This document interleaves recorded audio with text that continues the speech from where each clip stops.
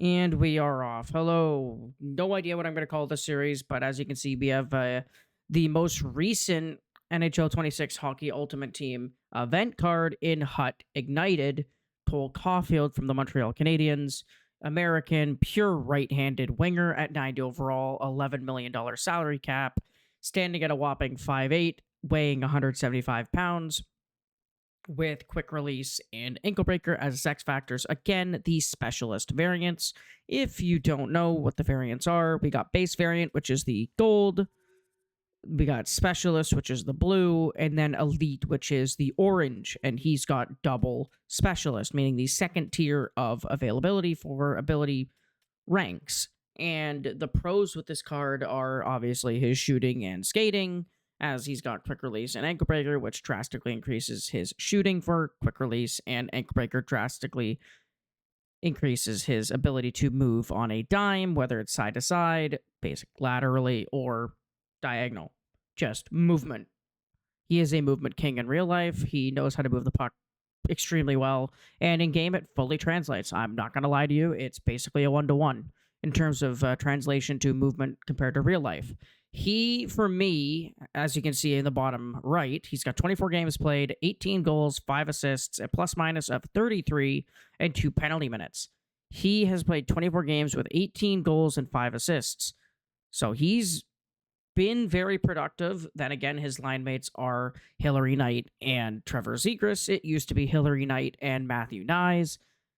Based on my, telling it there, you could see that I've been switching in and out Matthew Nyes and Trevor Zegras day in, day out. It's kind of a day-to-day thing where one fits one day, the next fits the other day. Whether I start to see that Caufield gets beat to pucks or beat off pucks, and Hillary Knight, just in general, can't keep the puck on her stick or can't keep the puck in the zone due to Caufield being out of position for being small enough that he can't really reach the puck if he has to reach for it. That's why I go with guys like Nyes, who 6'3", 200 pounds, or I have the option to bring up Kirby Doc, who is 6'4", 200 pounds. It gives me movability, gives me mobility, I should say.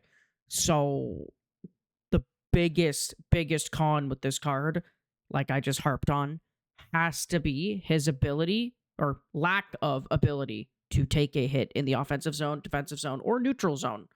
Sometimes a player of this size is asked to take those big hits in the third, in the second, those pivotal moments in the game, whether it's online or offline, whatever game mode it is, it doesn't matter. These cards are tasked with taking a toll if they have to. Everybody on the line has to take a big hit at some point, including the defense. The goaltenders get hit constantly, so there's really no point mentioning them. But for example, what I've noticed with Cole Caulfield especially is whenever I make a D-to-D pass and then put it into a corner to force someone down to grab the puck, Caulfield's usually the first one to it because he is the smallest and the fastest. But what ends up happening due to his 80 overall body checking, if you check the checking section, he gets knocked off the puck almost immediately, when in reality, in real life, he takes 1 or 2 hits a game, maybe a hit a period on average, that he can really withstand, kind of back into, set into, get into his stance and take the hit. With EA Sports NHL, however, you don't see that. Like, the player doesn't stance up. The player doesn't get ready for the hit. They do it kind of like, you have to be controlling the player to do it with the controller. But in reality, the AI should be the one ready to stance and be prepared before you even switch to the card. Just that little change, if they make that either in an update coming up or next game to make the instincts a little bit better, would drastically increase your chances of hemming your opponent in the own zone if you know how to control your players correctly. Again, it all depends on how you orchestrate the attack, the zone entry, the zone exit. It's all how it's made up in your mind. For me, I've been playing the game since 2008, Ultimate Team since 2012, online for 99% of those years. And now the last couple of years I've been playing offline, mainly because I want to focus on you guys. That eventually you guys hopefully will be here if I do my job right. I'm not treating it as a job. Do not take it that way. I am treating it as a hobby / something to do to keep my mind off stuff. And it's something I enjoy because I enjoy playing this game. Anyways, Caulfield is a must make, in my opinion. If you need an American born player, B, if you're looking at the Canadians boosts, like say you get that David Pastrnak, that if David Pastrnak wins the team of the year vote tomorrow at 5 p.m. Eastern, he'll be added to the game. If he wins it, David Pastrnak, Nick Suzuki, Cole Caufield. You could use either one of those two with Pastrnak and then get a Leafs card, do the overall boost. It could be Bergeron, it could be Pastrnak, it could be, the Tyler Seguin they released a couple months ago. Who knows? Like, you have options. And for me personally, being a Canadians fan, having Caufield's jersey to my left, well, right on camera, left in reality, he is a must make for me. He's been one of the most influential players in both the Atlantic and for the Canadians.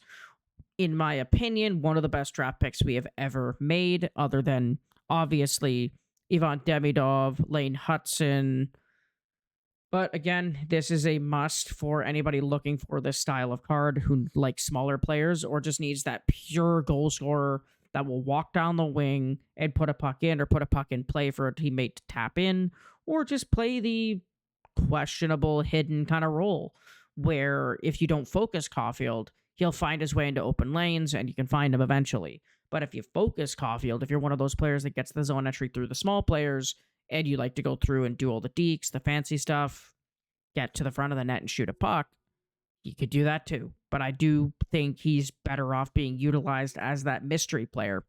And what I mean by mystery player is he literally just sits back, kind of like he does in real life, where he lets, for example, if we're on the power play, he lets Suzuki, Hudson, Slavkovsky, or Demidov do their thing. Walk around, find an open lane, set up, and then Caufield just sits there drifting as kind of like the where is he kind of player that gets lost in the goaltender's vision, gets lost in the defensive vision. 9 times out of 10, he's found in the corner for a seam pass to Slavkovsky or Demidov on the other side, or he takes it on himself and shoots the puck from either the goal line or sneaks out in front and takes a shot. He's done it countless times this season alone and last season. But again, that'll be the end of this one. I hope you guys enjoy. Have a good one. Welcome to episode 1 of this series. I will have an episode out ready for the next card I get on the same day. Bye.